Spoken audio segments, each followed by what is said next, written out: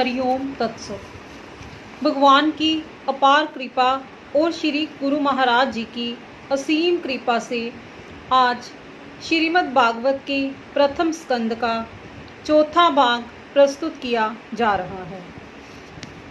इससे पूर्व के 3 भागों में हम श्रीमद् भागवत के महात्म्य से संबंधित 30 प्रश्नों की तथा प्रथम स्कंद के 3 भागों में हम 1 से 29 तक प्रश्नों की चर्चा कर चुके हैं, जिनमें मुख्यतः प्रश्न जैसे भगवान के अवतारों का वर्णन, उनके अवतारों का हेतु तथा जीव के द्वारा अपने वर्णाश्रम के अनुसार किए जाने वाले कर्म, जप, तप, धर्म का फल क्या है, भगवान की तत्व की अनुभूति कैसे होती है, उस अनुभूति के प्राप्त होने से, अनुभूत होने से क्या होता है, जीव की दशा में क्या परिवर्तन आता है, जैसे और भी कई प्रश्नों के उत्तर उद्घाटित किए जा चुके हैं।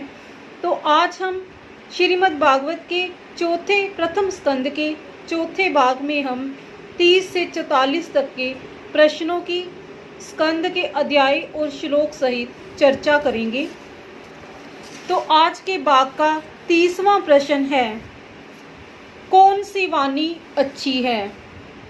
श्रीमद् भागवत में यह प्रश्न उठाया गया है, प्रस्तुत किया गया है कि हम जो भी वाणी बोलते हैं उनमें से किस वाणी को इसमें सर्वश्रेष्ठ अच्छी बताया गया है।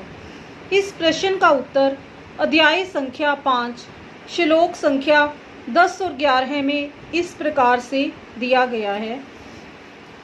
जिस वाणी से चाहे वह रस, भाव, अलंकार आदि से युक्त ही क्यों न हो, पर यदि जगत को पवित्र करने वाले भगवान के यश का गान नहीं होता तो वह कौओं के लिए उच्छिष्ट फेंकने के स्थान के समान अपवित्र मानी जाती है। इसके विपरीत जिसमें सुंदर रचना भी नहीं है और जो चाहे दूषित शब्दों से युक्त भी है, परंतु जिसका प्रत्येक श्लोक भगवान के सुयश सूचक नामों से युक्त है, वह वाणी लोगों के सारे पापों का नाश कर देती है। सत्पुरुष ऐसी ही वाणी का श्रवण, गान और कीर्तन किया करते हैं। इस प्रश्न के उत्तर में यही स्पष्ट किया गया है कि वह वाणी, चाहे कोई भी वाणी, कोई भी कविता की रचना, रामचरितमानस में भी यही स्पष्ट किया गया है कि कोई भी रचना चाहे कितने भी उसमें कविता के गुण पाए जाएं, रस से युक्त हो, अलंकार से युक्त हो, उसमें कविता के हर पक्षों की सौंदर्य की भावना का समावेश हो, परंतु वह तब तक अच्छी नहीं मानी जा सकती, सर्वश्रेष्ठ नहीं कही जा सकती, यदि उसमें भगवान के नाम का सुयश सूचक वर्णन न हो। इसी तरह की वाणी जो भगवान के नाम से सुशोभित होती है, जो संसार में सत्पुरुष लोग हैं उसी का सेवन करते हैं, उसी का श्रवण करते हैं, उसी का गान और कीर्तन करते हैं। प्रश्न संख्या 31, कौन सा ज्ञान अधूरा है। इस प्रश्न का उत्तर प्रथम स्कंद के अध्याय 5 श्लोक संख्या 8 और 12 में इस प्रकार से स्पष्ट किया गया है। वह निर्मल ज्ञान भी जो मोक्ष प्राप्ति का साक्षात साधन है, पर यदि भगवान की भक्ति से रहित हो तो भी उसकी उतनी शोभा नहीं होती। जिससे भगवान संतुष्ट नहीं होते वह ज्ञान या शास्त्र अधूरा है। कहने का भाव यही है कि यदि कोई भी वह साधन, कोई भी वह ज्ञान, चाहे वह हमें इस संसार से मुक्ति का साधन बताने का वर्णन करता हो, मोक्ष प्राप्ति का साधन हो, लेकिन यदि उस साधन से भगवान की भक्ति के प्रति हमारे मन में प्रेम नहीं होता तो वह ज्ञान अधूरा ही कहलाएगा। प्रश्न संख्या 32, कौन सा कर्म अशुभ है। इस प्रश्न का उत्तर अध्याय संख्या 5 श्लोक 12 में से इस प्रकार दिया गया है। वह काम्य कर्म और जो भगवान को अर्पित नहीं किया गया, कोई भी कर्म जो भगवान को अर्पण नहीं किया गया, वह कर्म निष्काम अहेतुक होते हुए भी अशुभ है। यानी कि जो भी हम कर्म करते हैं, यदि हम उन कर्मों को, चाहे वह कर्म कितना भी अच्छा हो, कितना भी सर्वश्रेष्ठ हो, लेकिन यदि वह कर्म भगवान को अर्पित नहीं किया गया तो वह कर्म हमारा अशुभ ही कहलाएगा। प्रश्न संख्या 33। जो मनुष्य भगवान की लीला के अतिरिक्त और कुछ कहने की इच्छा करता है, उसका क्या होता है? इस प्रश्न का उत्तर प्रथम स्कंद के अध्याय 5 में श्लोक संख्या 14 में इस प्रकार से स्पष्ट किया गया है। जो मनुष्य भगवान की लीला के अतिरिक्त और कुछ कहने की इच्छा करता है, वह उस इच्छा से ही निर्मित अनेक नाम और रूपों के चक्र में पड़ जाता है। उसकी बुद्धि भेदभाव से भर जाती है। जैसे हवा के झंकोरों से डगमगाती हुई डोंगी को कहीं भी ठहरने का ठौर नहीं मिलता, वैसे ही उसकी चंचल बुद्धि कहीं भी स्थिर नहीं हो पाती। प्रश्न संख्या 34। कौन व्यक्ति स्वरूप भूत परमानंद का अनुभव कर सकता है?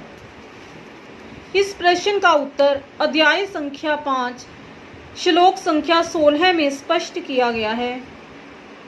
कोई विचारवान ज्ञानी पुरुष ही संसार की ओर से निवृत्त होकर उनके स्वरूप भूत परमानंद का आनंद अनुभव कर सकता है। अर्थात परमानंद का अनुभव संसार से निवृत्त होकर ही किया जा सकता है। प्रश्न संख्या 35। बुद्धिमान मनुष्य को किस वस्तु की प्राप्ति के लिए प्रयत्न करना चाहिए? इस प्रश्न का उत्तर अध्याय संख्या 5 श्लोक संख्या 18 में इस प्रकार से स्पष्ट किया गया है। बुद्धिमान मनुष्य को चाहिए कि वह उसी वस्तु की प्राप्ति के लिए प्रयत्न करे जो तिनके से लेकर ब्रह्म पर्यंत समस्त ऊंची नीची योनियों में कर्मों के फलस्वरूप आने जाने पर भी स्वयं प्राप्त नहीं होती। संसार के विषय सुख तो जैसे बिना चेष्टा के दुख मिलते हैं, वैसे ही कर्म के फल रूप में अचिंत्य गति समय के फेर से सबको सर्वत्र सब भाव से ही मिल जाते हैं। प्रश्न संख्या 36।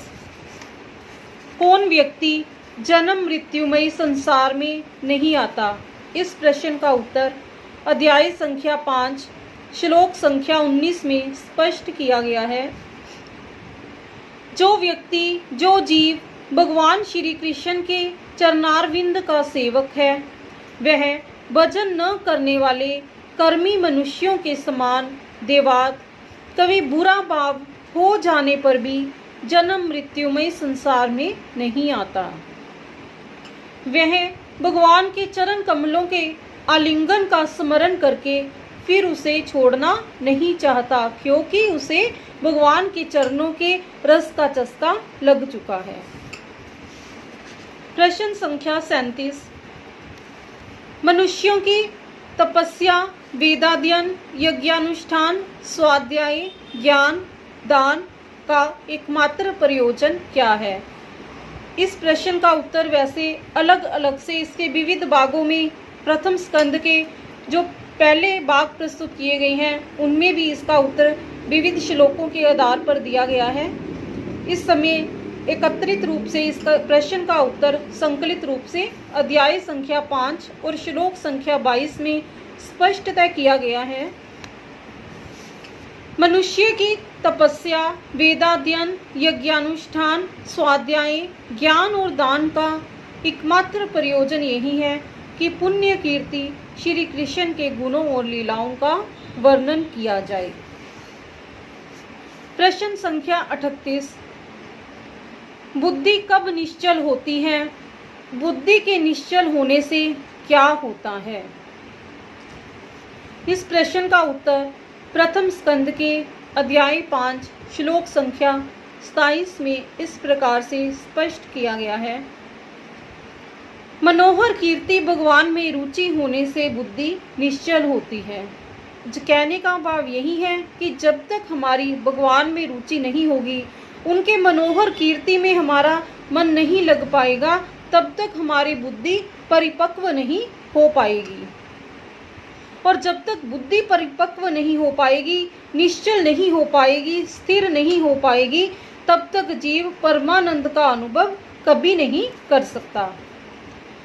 क्योंकि इस श्लोक में ये स्पष्ट करते हुए कहा है, बुद्धि स्थिर होने पर व्यक्ति संपूर्ण सत और असत रूप जगत को अपने परब्रह्म स्वरूप आत्मा में माया से कल्पित देखने लगता है। अर्थात जब व्यक्ति की बुद्धि स्थिर हो जाती है तो वह अपने आप में ही इस संसार को माया से कल्पित, माया से भरा हुआ देखने लग जाता है। प्रश्न संख्या 39, संसार के तीनों तापों की एकमात्र औषधि क्या है? इस प्रश्न का उत्तर अध्याय 5 के श्लोक संख्या 32 में इस प्रकार से दिया गया है। संसार के तीनों तापों की एकमात्र औषधि भगवान श्री कृष्ण के प्रति समस्त कर्मों को समर्पित कर देना ही है। प्रश्न संख्या 40, कर्मपना कब नष्ट होता है?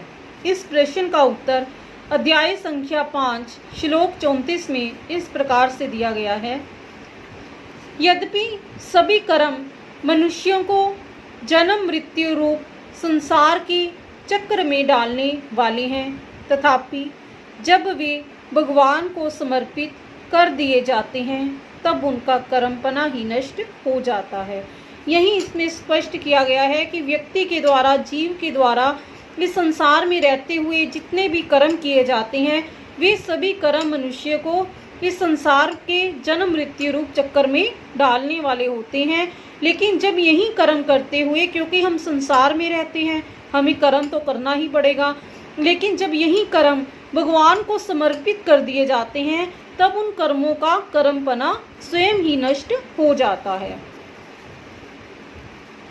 प्रश्न संख्या 41, पराभक्ति युक्त ज्ञान की प्राप्ति किससे होती है?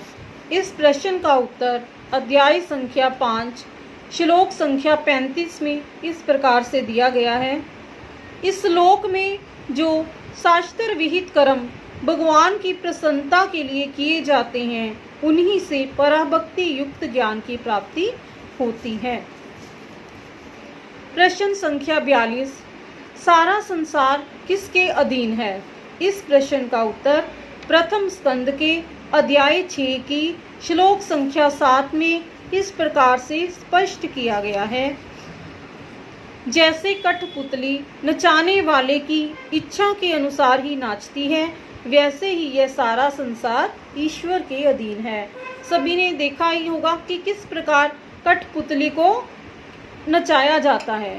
वह स्वतः अपने आप कुछ नहीं करती, अपने मालिक के अधीन होती है। जिस प्रकार वह उसको नचाता है, उसी प्रकार वह नाचती रहती है। इसी प्रकार इस संसार में जो जीव है, जिस तरह से उसे भगवान नचा रहे हैं, वह व्यक्ति उसी तरह से नाच रहा है। कहने का भाव यही है कि यह सारा संसार ईश्वर के अधीन है। इस संसार में जो कुछ भी उद्घटित होता है, वे मनुष्य के द्वारा न होकर परमात्मा के द्वारा ही किया जा रहा है। प्रश्न संख्या 43, भगवान का दर्शन कब तक नहीं होता? इस प्रश्न का उत्तर अध्याय 6 श्लोक संख्या 32 और 33 में इस प्रकार से दिया गया है। जिनकी वासनाएं पूर्णतया शांत नहीं हो गई हैं, उन अधकचरे योगियों को भगवान का दर्शन अत्यंत दुर्लभ है। कहने का भाव यही है कि चाहे कोई योगी हो, लेकिन जब तक उस व्यक्ति को योग करते करते वर्षों बीत गई हों, लेकिन जब तक उसकी वासनाएं उसकी आसक्तियाँ अपने आप स्वतः समाप्त नहीं होती, पूर्णतः शांत नहीं होती, उसके मन में कोई भी आसक्ति नहीं प्रकट होती, ना ही कोई वासना उसके मन में उद्घाटित होती है, तब तक वह व्यक्ति जितना मर्जी जितने वर्षों तक चाहे योग कर ले, लेकिन उसे भगवान का दर्शन होना अत्यंत ही दुर्लभ है। भगवान को प्राप्त करने की आकांक्षा से युक्त साधक, जो साधक भगवान को प्राप्त करने की आकांक्षा रखता है, इच्छा रखता है, धीरे धीरे हृदय की संपूर्ण वासनाओं का बलि भांति त्याग कर देता है। आज की इस भाग का अंतिम प्रश्न, और इस प्रश्न के साथ ही श्रीमद् भागवत महापुराण के प्रथम स्कंद के 6 अध्याय हमारे संपूर्ण हो जाएंगे। प्रश्न संख्या 44, भगवान का नाम किन लोगों के लिए संसार सागर से पार जाने के लिए जहाज है? जिन लोगों का चित्त नित्य निरंतर विषय भोगों की कामनाओं से आतुर हो रहा है, उनके लिए भगवान की लीलाओं का कीर्तन संसार सागर से पार जाने का जहाज है। शेष भाग अगले अंक में। हरिओम तत्सत।